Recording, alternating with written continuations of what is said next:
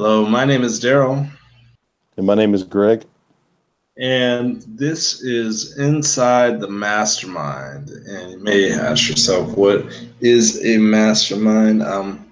Before we go into that today, we're going to talk a little bit about aliens. But before we go much further into that, a mastermind is described by Napoleon Hill as the coordination of knowledge and effort of two or more people working towards a definite purpose in the spirit of harmony.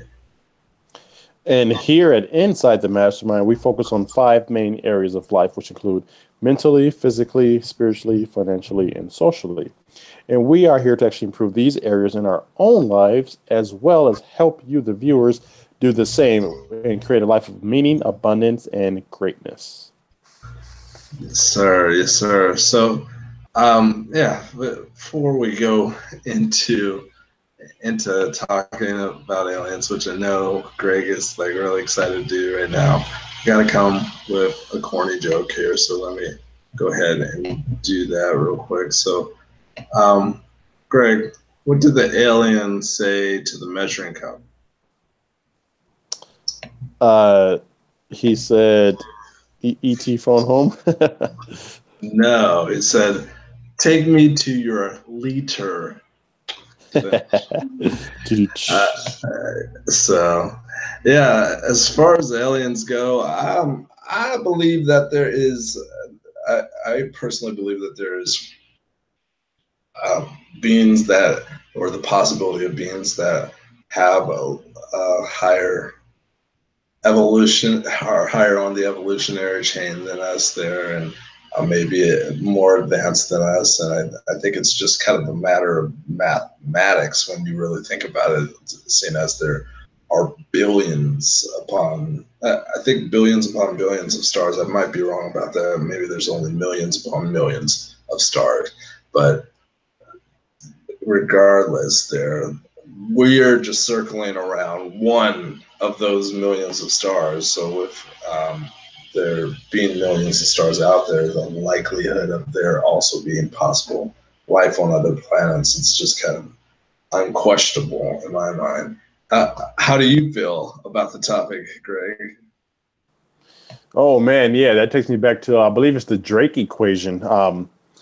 Because with that, you were right the first time. There's billions. There's not millions, billions of stars, and we have an ever expanding universe to where, stars and there's nebulas where there's a nursery of stars being born and formulated in planets. So with billions of stars and billions of planets revolving around their host star, the Drake equation, I forget exactly the formula, but he says there's even a 1% chance of life being out there in the universe. You do that times, billion, just one, let's just even take 1 billion, just keep it simple, like 1 billion times 1%. What do you have any, I mean, do you know that off the top of your head? Like, if we were to do that math, like if only 1%, that's, what, I don't even know One what that percent is of off a the top of my head. billion, that's probably like a million. So there's Million, possibly something like that. So, something like yeah, like that. it's, No, or I, 10 million, something like that. So yeah. something.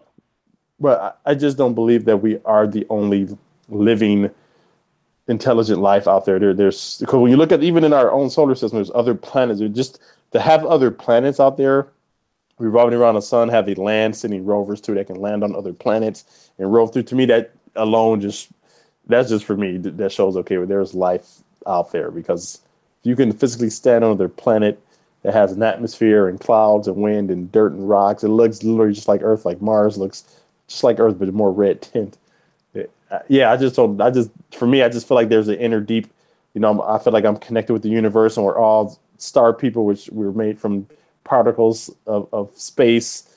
So we're all connected in that way. So I just feel like when you tap into that and you really dig deep, you can feel that there's other life out there. Maybe that's getting a little bit too much for some people, but I believe that. No, no, I think you're right. Or I mean, who really knows, right? Until you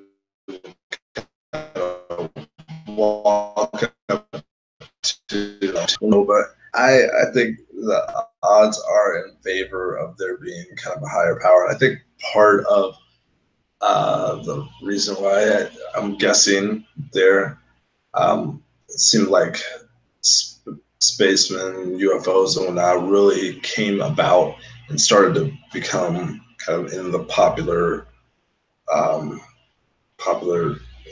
the zeitgeist, I should say, of the time. Back in the 40s, 30s, and 40s, when they dropped the first H bomb there, and kind of after that, it seemed like there was just kind of force there, like, hey, these humans have the power to kind of destroy themselves at this point. Maybe we'll watch over them. I don't know. Maybe there's truth to that. Maybe there's not. But I think maybe you could just jump in, Greg, and tell. I don't know, like how you, other than that equation, like how else do you think there's kind of evidence for um, aliens? Oh, one thing I'll just throw out there is like there's a thing here in Phoenix called the Phoenix Lights, or phenomena that happened, I think 10, 20 years ago or so. You want to extrapolate on that, or extrapolate on anything else you want to talk? Yeah, yeah. So the Phoenix Lights, I believe, if I'm not mistaken, happened in 1998. I believe that was 98. So yeah, you're about right. Yeah, 20 years ago. And that, again, there was people like that. Thousands of people reported that. People said they were in their backyards, and literally, when you look up, the craft was so huge it literally blocked out stars. Like, it was just crazy. And thousands of people saw this silent craft just going through the air, and it was like it was a weather balloon, and which is weather.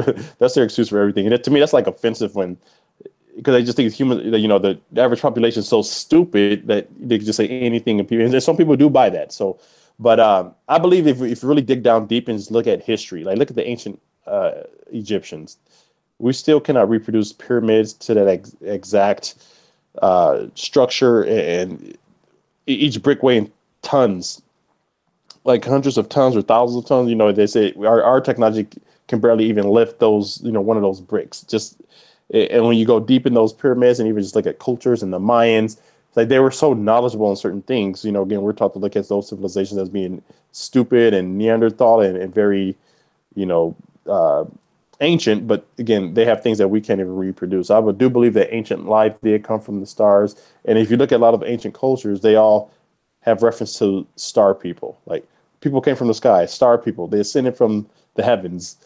And if all these people are saying the same thing, it's something out there. Because I do believe that, yeah, these were not gods per se. They were just living flesh and blood beings that were just very well advanced and coming to ancient civilization of Earth. People, yeah, they're like, wow, look at this. These guys they have to be gods because look at what they're doing. Because there's this one tribe that's today, you can probably Google this or YouTube the videos, but it's still an ancient tribe that lives today, that hasn't been introduced to current culture, civilization. They saw a plane fly over. They literally reconstructed out of their trees, and they were like worshiping this plane image because they thought it was a god who was flying around. So I forget the tribe's name and all the details, but you can go YouTube that and look up that information. But yeah, I do believe there's evidence on Earth of ancient astronauts, ancient aliens actually living here. What I would recommend is reading Chariot of the Gods by Robert Dan Vanaken. I mean, by Van Daniken. Yeah, sorry to get his first name. Outwitting Tomorrow by Valiant Thor. Those are two books I highly recommend reading. Interesting. Eric Von Daniken. Sorry. Right. And I don't even need to ask this. I think I already know the answer based on you saying that. But there's a movie by the name of Stargate there that kind of like talks all about that. I'm assuming you've seen it. Oh, yeah. Yeah. And there's actually a true a movie. It's actually called Fire in the Sky. Not sure if you've ever seen it, but that's based on the guy here in Arizona that actually happened to him. So it's a true story, Fire in the Sky. Yeah, and we could go on about kind of aliens and extraterrestrial life for a while, but I think at this point, probably just go ahead and wrap it up here. If there are any aliens out there that would like to remove certain politicians or just certain reality stars, feel free. Is my opinion on that. I guess audience homework for that. Do you have any audience homework, Greg, there? Just take your local telescope outside and look at the stars. You never know what you're going to see. Awesome. And I'll ask if you have a quote, and then we can maybe go ahead and wrap up there. Okay. Yeah. And my quote is by Arthur Clarke. He says, two possibilities exist. Either we are alone in the universe or we are not. Both are equally terrifying. Yeah, yeah. I mean, hopefully the aliens, if they ever do make contact on kind of a larger scale, they don't end up being like aliens in the movie Alien and Aliens, because that would not be fun. But Independence Day and Independence Day, yeah. Well, the Independence Day aliens, I don't know, they seem like you could like, I don't know, not as scary as an alien that has like 3 mouths and true, yeah, or Predator, or a predator.